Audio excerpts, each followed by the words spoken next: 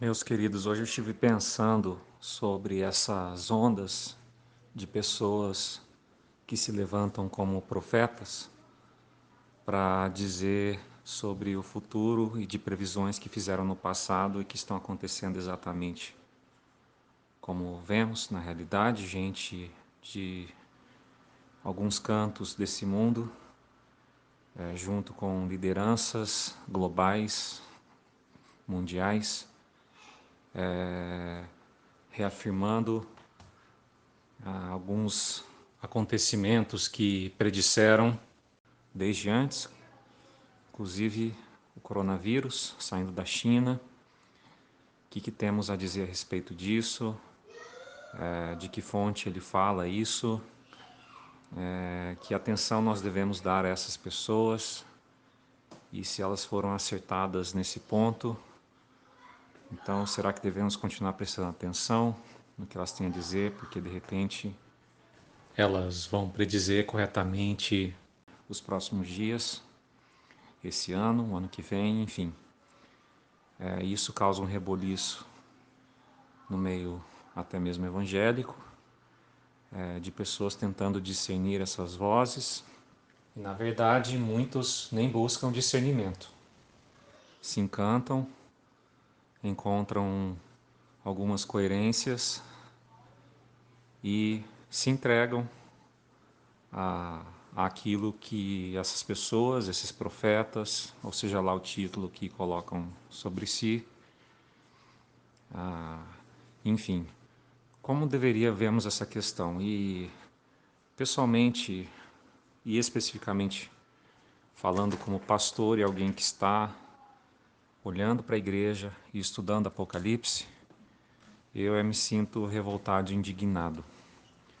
Não tanto por esses profetas e líderes, porque eles sempre houveram na história, sempre se ouve falas em que, muito embora haja grandes porções de verdade e de informações que podem ser evidenciadas, a totalidade da revelação não tem a ver com o que está no coração de Deus. Portanto, não podem ser tidos ou compreendidos como profetas de Deus. Então eu não sinto revoltado por estes, porque sempre houve. Mas de muitos da igreja, da nossa e da totalidade das igrejas, por não saber discernir isso. Isso sim me deixa angustiado. De uma boa porção da igreja ainda continuar imatura e infantil a se render a vozes assim. Por quê? É que eu queria trazer alguns esclarecimentos para os irmãos. Primeiro que, muito embora possa haver profetas que tenham como provar predições na história humana que ocorreram exatamente como temos visto, inclusive a esse Covid-19, isso não me surpreende em nada, porque, na verdade, eu já tenho uma revelação muito maior em mãos, que a palavra de Deus, o destrinchamento que a palavra de Deus nos dá sobre o futuro, particularmente no livro de Apocalipse e nas pequenas escatologias assim chamadas dos discursos de Jesus nos evangelhos, é muito mais rico e surpreendente do que qualquer profeta tem dito. E isso foi escrito há quase 2000 anos atrás. Então, o que eu tenho em mãos, aquilo que foi revelado por Deus, é de uma riqueza extraordinária, e se ao menos eu tivesse um pouquinho de mais atenção, eu poderia entender o que está escrito ali, me servindo de propósito, não para ficar tentando descobrir enigmas que estão hoje ao meu redor, tentar descodificar, tentar achar aquilo que está encoberto por detrás. Muito pelo contrário, ao ler a palavra de Deus, eu encontro o propósito ali de me descansar nessa palavra de Deus, de encontrar o refúgio e de encontrar a resposta apropriada que Deus quer de mim, que sempre foi o arrependimento. e que os sinais na história vêm não para a gente ficar tentando ver até que altura a gente consegue construir um muro, ou quanto de antibiótico, de remédio e de vacina nova a gente consegue ter para nos preparar para qualquer coisa, qual é a grossura do telhado da nossa casa para vencer a chuva de granizo e quão profundo é o nosso basement para a gente fugir dos tornados. Não foi para isso que Apocalipse foi escrito. E o pessoal, mesmo os cristãos, têm lido, ouvido os profetas seguindo esse tipo de coração, que só gera medo, ansiedade e a tentativa humana de ainda estar no controle. O que faremos?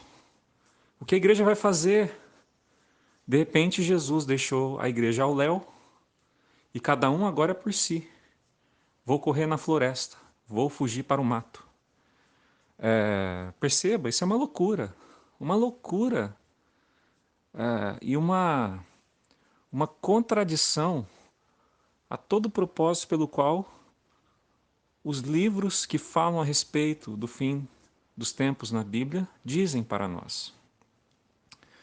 Então, a minha postura como cristão jamais foi e nunca deverá ser de eu ficar tentando juntar os quebra-cabeças dos sinais da história para montar a imagem. Deus ele retira isso da minha mão e fala, não é para você fazer isso.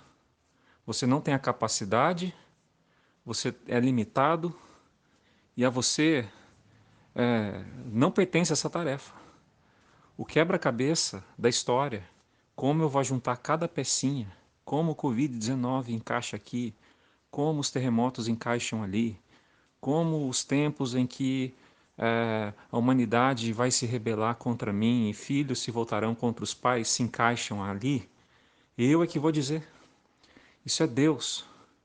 Então Apocalipse não foi escrito para nós ficarmos a tentar construir e montar esse quebra-cabeça. O que Apocalipse faz? Ele nos revela algumas peças e deixa elas soltas, apenas para servir do seguinte pensamento: um dia, Deus vai fazer encaixar perfeitamente todas as peças. E a Ele pertence a soberania, a autoridade, o poder para fazer isso. E aqueles que se submeterem a Jesus, mesmo sem saber como essas peças se encaixam, porque nós não sabemos, eles vão participar do triunfo. E o que mais Apocalipse faz?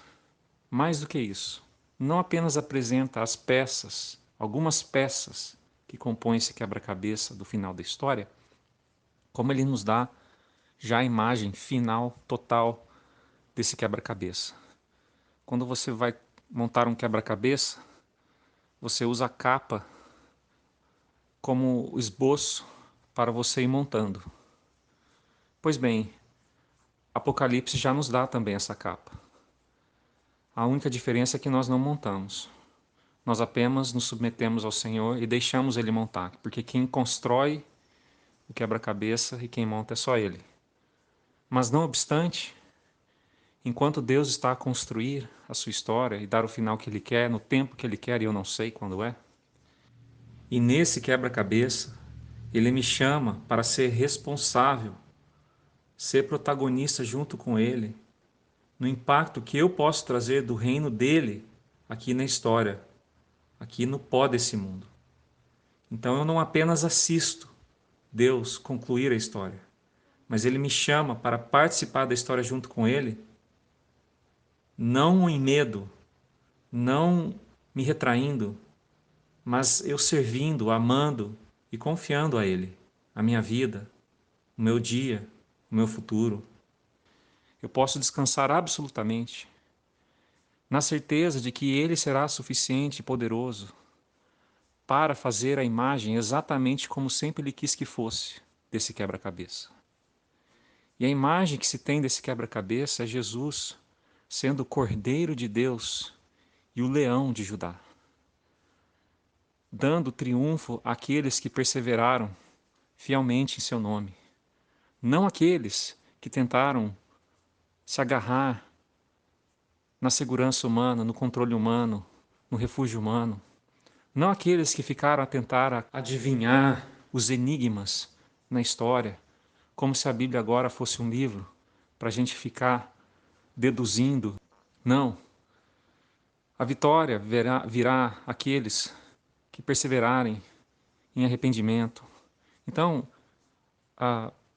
não é razoável, é um grande equívoco cristãos acharem e se encantarem e se fascinarem com palavras de pessoas que se levantam como profetas, inclusive sobre profecias que foram acertadas. Ora, é claro que muitas delas vão ser acertadas, mas isso não me impressiona em nada, porque existem várias fontes que podem trazer esse tipo de informação, tanto benignas quanto malignas. E outra, os sinais eles sempre vão crescer. Eu poderia agora aqui mesmo fazer uma profecia de que em algum outro canto do mundo surgirá um vírus muito mais forte do que o coronavírus. O Covid-19, ele vai sofrer mutação e vai vir como Covid 20, 21, 25, 30, 50. Quando vai ser? Acredito que não na minha geração, mas pode sim ser meus filhos, os meus netos, a próxima geração. Com certeza vai acontecer, mas o que eu vou fazer a respeito disso? Vou criar um grande alarde. Vou falar isso para as pessoas com que propósito? Então, se eu quero caminhar àqueles que estão ouvindo o que o Senhor Jesus Cristo tem a dizer às igrejas, eu vou parar com essa baboseira e eu vou me submeter ao Senhor e dizer a Ele tem todo o controle da história. Mas uma coisa é certa, que no desenrolar dessa história, eu estou no melhor lugar possível de estar, que não é no mato e nem no meio do centro urbano. Não é nos Estados Unidos nem no Brasil. Não é encontrando refúgio numa ilha deserta, onde vírus nenhum pode chegar, e nem na montanha mais alta. O melhor lugar de estar é na mão do nosso Senhor Jesus Cristo. E nesse lugar existe o meu refúgio, não só para essa vida, mas principalmente a vida futura. Então, meus irmãos, nós temos que ser coerentes com respeito à revelação que nos foi dada. Ficarmos impressionados, encantados, confusos a respeito de outras vozes, se a nós não nos fosse revelado a verdade do Evangelho, se o Espírito Santo não nos tivesse abrido os olhos, o coração, tirado as escamas para enxergar a realidade, faria total sentido nós corrermos atrás desses sinais.